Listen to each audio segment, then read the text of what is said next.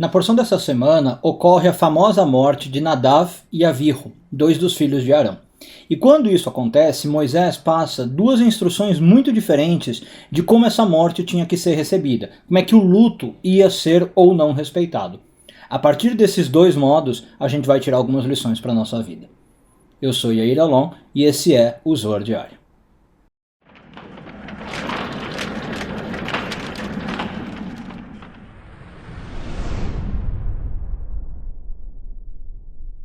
Essa semana começamos a ler a porção de Shmini, hoje focando nos parágrafos 53 e 54 do Zohar, quinto ano de leitura. Bom, se você pegar sua Bíblia, abrir em Levítico 10:6, você vai ver o que Moisés fala para Arão e para os dois filhos dele que sobraram, Elazar e Itamar, a respeito da morte, dos outros dois filhos. E ele diz basicamente o seguinte, parafraseando: vocês não vão entrar de luto, vocês não vão fazer nenhuma mudança na sua rotina. A gente sabe que tem alguns rituais do luto no judaísmo, Moisés está falando que você não vai fazer nenhum. Quem vai fazer esses sinais, esses rituais de luto, vai ser o povo de Israel. Tá? E aí são rituais como não raspar o cabelo, não cortar o cabelo, rasgar a roupa, Hoje em dia também senta-se num lugar mais baixo. Tá. Bom, por que essas duas instruções? Aqui a Torá está ensinando para nós, diz o Zohar, que a gente tem que ter duas atitudes em relação ao luto. A primeira, claro, e representada pelo povo de Israel, é que a gente vai sentir luto quando a gente perde alguém. Isso é natural, isso é saudável, sentir esse luto, e tem que viver esse período de tristeza.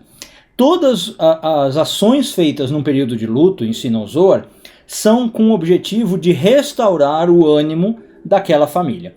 Na verdade, o Zohar explica em termos mais cabalísticos que é o seguinte: toda morte tem um aspecto de julgamento, da coluna da esquerda da árvore da vida.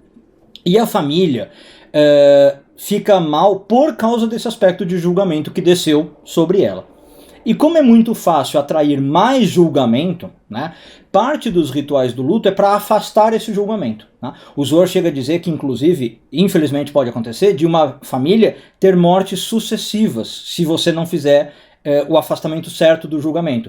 Fica aquela ideia de uma família amaldiçoada, uma família sobre a qual recorrem as tragédias, os infortúnios. Então o luto também evita isso. Agora, por outro lado, eu não posso ficar nesse estado para sempre. E aí é o que representa o Arão e os outros filhos. Tem um lado nosso, que é o nosso lado sacerdote, conectado com a divindade, conectado com a espiritualidade, e que tem que seguir a vida, digamos assim. É o que Moisés fala para Arão: não vai mudar nada, sua rotina tem que continuar. Vocês, como sacerdotes, o Moisés diz, têm uma tarefa muito importante para fazer. Vocês representam o povo, vocês conectam o povo com Deus, vocês são a conexão com a espiritualidade.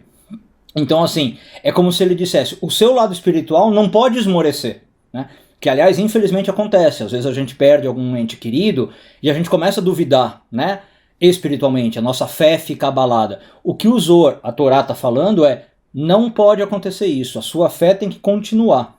O seu lado Israel, tudo bem. E aí também é uma coisa muito interessante de a gente pensar, porque assim, o luto prolongado pela Kabbalah é um sinal de que também tem algo muito errado. Enquanto um luto por um tempo é normal e saudável, como a gente falou, é necessário, por muito tempo tem algo errado. A Kabbalah chega a falar, baseado nos rituais da lei, que 1 ano de luto é o período ideal. Então a gente tem, claro, fases nesse período. Os primeiros 7 dias são piores, os primeiros 30 dias já melhoram um pouco, e depois os outros 11 meses. Mas depois de 1 ano, se a pessoa ainda não conseguiu sair daquele luto, ainda não conseguiu voltar à vida totalmente normal, tem algo muito errado, isso também não é saudável. Então o Zohar está ensinando para nós esses dois aspectos do luto, e a gente talvez tentar diferenciar no momento de um luto pesado, o que é o nosso cerne espiritual, sacerdote Arão, e o que é o nosso lado mais normal, mais mundano, o povo de Israel. Um bom dia a todos e tudo de bom.